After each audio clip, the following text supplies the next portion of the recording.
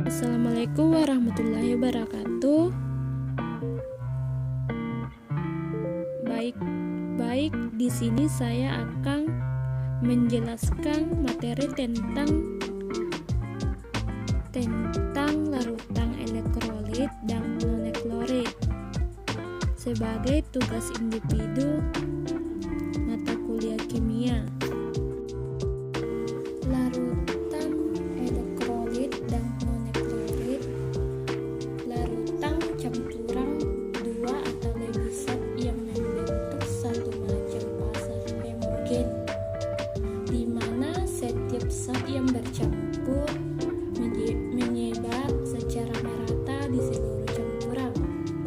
Contohnya adalah larutan gula mencampurkan air dan gula, dan larutan garam mencampurkan air dan garam, dan larutan sirup mencampurkan air dan sirup. Suatu larutan tersusun dari dua komponen, yaitu pelarut dan zat pelarut. Apa perbedaan keduanya? Pelarut adalah zat yang digunakan sebagai media untuk melarutkan zat lain yang umumnya berjumlah lebih banyak dibandingkan zat lain dalam larutan. Sedangkan zat terlarut adalah komponen dari larutan yang memiliki jumlah lebih sedikit dalam larutannya. Berikutnya, selain dilihat dari jumlahnya, pelarut dan zat pelarut dapat dibedakan dari struktur zatnya setelah bercampur, di mana untuk pelarut struktur zatnya tidak berubah, sedangkan struktur zat terlarut dapat berubah setelah membentuk larutan. Sebagai contoh, misalnya kita mencampurkan 1 gelas air dengan 2 sendok gula sehingga menghasilkan larutan gula. Nah, karena jumlah airnya lebih banyak daripada jumlah gula dan strukturnya tidak berubah, yaitu tetap cair, maka air kita sebut sebagai pelarut. Sedangkan gula yang jumlahnya lebih sedikit kita sebut sebagai zat terlarut. Kemudian, jika kita amati gula yang semula berbentuk kristal mengalami perubahan struktur menjadi molekuler, sehingga setelah bercampur air membentuk larutan homogen, dan secara kasat mata kita tidak bisa membedakan lagi mana air dan mana gulanya. Berdasarkan kemampuannya dalam menghantarkan arus listrik, larut dibagi menjadi larutan elektrolit dan non-elektrolit. Larutan elektrolit adalah larutan yang dapat menghantarkan arus listrik, sedangkan larutan non-elektrolit adalah larutan yang tidak dapat menghantarkan arus listrik.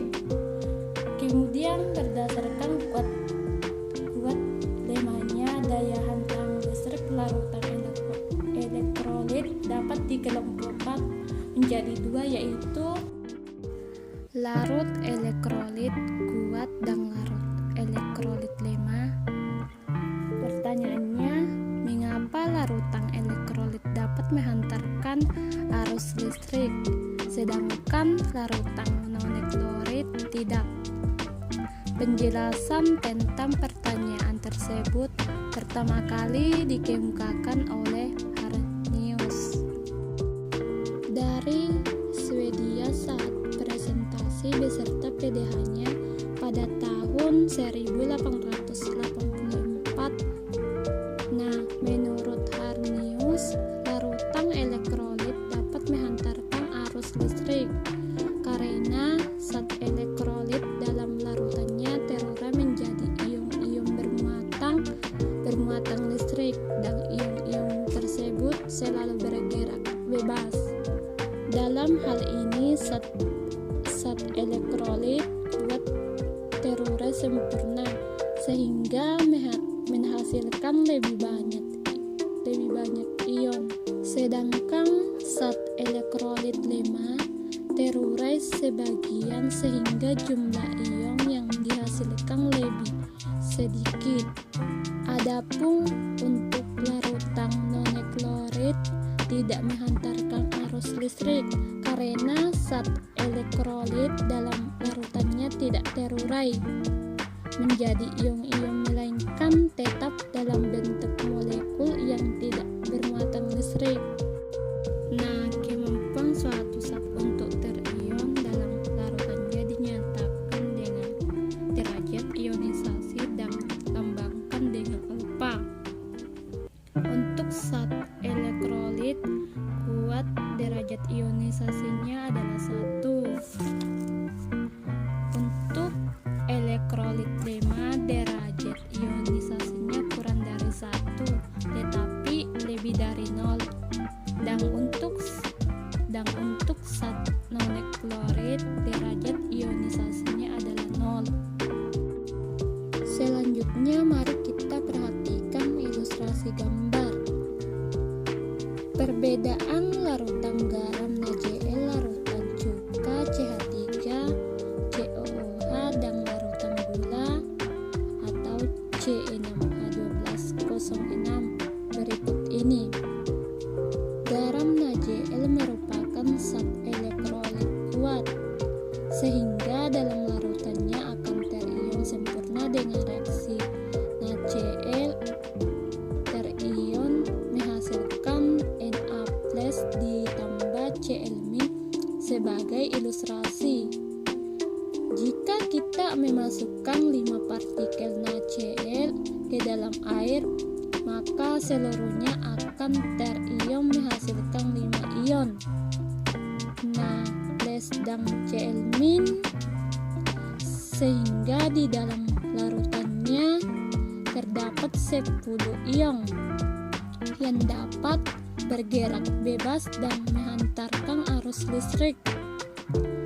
Kemudian untuk larutan cuka CH3COOH merupakan contoh larutan elektrolit lemah. Teruinisasi sebagian dalam larutannya, tereaksi CH3COOH terion menghasilkan CH3COO- ditambah H+. Nah, untuk zat elektrolit lemah, ini reaksinya adalah reaksi 2 arah CH3COO- dan H+ yang dihasilkan dapat membentuk CH3COOH kembali, sehingga tanda panah yang digunakan adalah tanda panah 2 arah seperti ini. Sebagai ilustrasi, misalnya CH3COOH memiliki derajat ionisasi 0,6 yang berarti 60%-nya terion dalam larutan. Maka jika kita memasukkan 5 partikel CH3COOH ke dalam air, yang terurainya 60% saja, yaitu 3 partikel.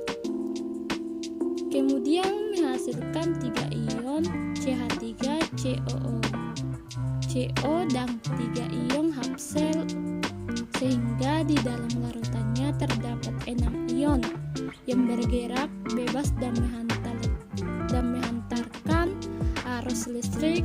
Untuk 2 partikel CH3COOH yang tidak terion akan tetap berbentuk molekul CH3COOH. Adapun untuk gula merupakan contohnya, sehingga jika kita memasukkan 5 partikel gula ke dalam air, maka di dalamnya hanya akan ada partikel gula tersebut, tidak ion yang dihasilkan.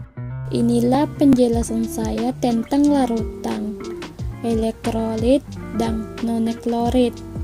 Semoga bisa bermanfaat. Kurang lebihnya mohon dimaafkan. Dan akhir kata, terima kasih. Assalamualaikum warahmatullahi wabarakatuh.